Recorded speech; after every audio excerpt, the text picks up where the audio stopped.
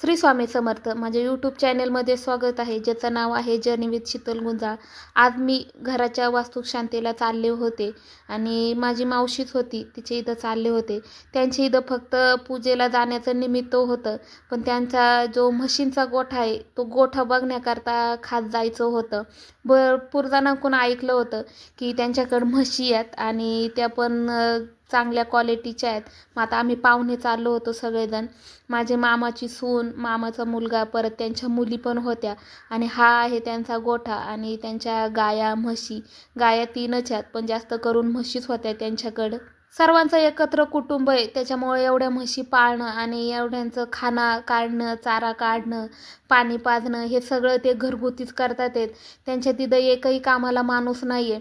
घरातले मुलं असो, म्हातारे कोतारे कोणी असलं तरी सगळेजण ज्यावेळी दुधाचं काम असो, खाण्याचं काम असो, ते टायमाला काम करणारच आहेत।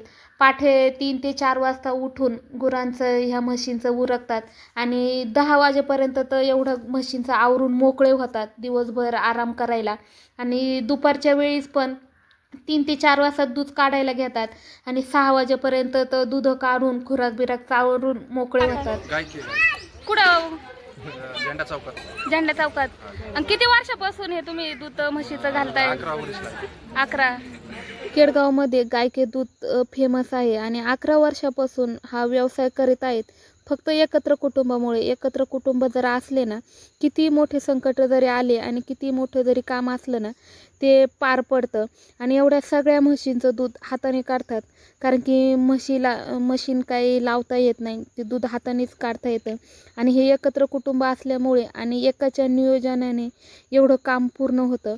नाहीतर आपल्या इथं 1-2 गाया जरी असल्या तरी पहाटपासून आरडवरड चालू होतो आणि दूध जातं 8ला 9ला डेअरीला।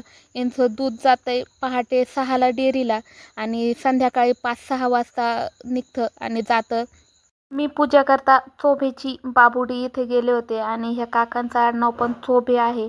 पूजा बिजा पार पडली, आम्ही घरी पण निघलो। तुम्हाला जर माझे व्हिडिओ आवडत असेल तर माझ्या जर्नी विथ शीतल गुंजाळ या चॅनलला सबस्क्राईब करा आणि जर व्हिडिओ आवडत असेल तर लाईक करत जा। श्री स्वामी समर्थ।